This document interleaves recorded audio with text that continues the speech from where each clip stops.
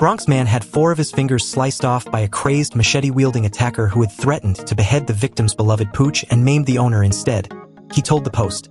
Doctors spent 13 hours reattaching 3 of the fingers on Tayquon Young's left hand, but the 4th couldn't be found, he said from his hospital bed. There is a maniac running around with a machete cutting up people's hands.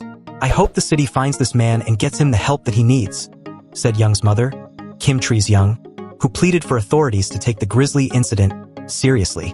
Young, 34, was walking with his caramel-colored pit bull Chanel at the corner of Southern Boulevard and East 178th around 11:30 a.m. Friday when the 4-year-old pup began trying to play with another man's smaller canine. According to Young and authorities, I was on the phone with my wife, and his dog came up on my dog, Young recalled. They was playing around. His dog didn't have a leash. My dog was next to me. She wasn't biting his dog or anything. My dog was trying to play around. But the other dog owner took exception, becoming enraged and threatened to cut Chanel's head off. He reached into an inner coat pocket and whipped out a large blade. He pulls out the machete to cut my dog's head off. I put my hand out to grab the sword, and he just cut my hand off, a shocked Young said. The machete was about 30 inches, over 2 feet. I was in disbelief. I knew that the fingers were missing. I knew that, but I didn't want to look down. No one tried to help him, he said. They was just watching, recording it on their phones to post on their websites. People wasn't helping me. I had to tell them to call 911. The owner of the store son was recording me. That's crazy.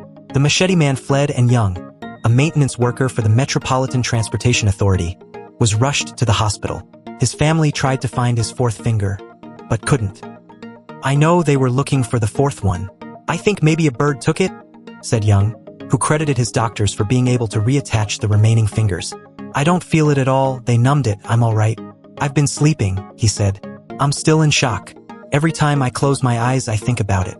When I wake up from sleep, I see it, the hit, the impact, the feeling of the brush. On Saturday, the NYPD released surveillance images of the attack and the machete-carrying madman.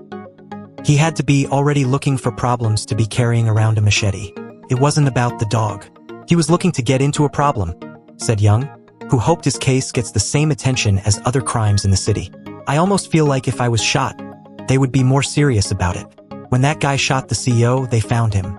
My situation should be taken just as seriously, he said, referring to the Midtown murder of United Healthcare CEO Brian Thompson.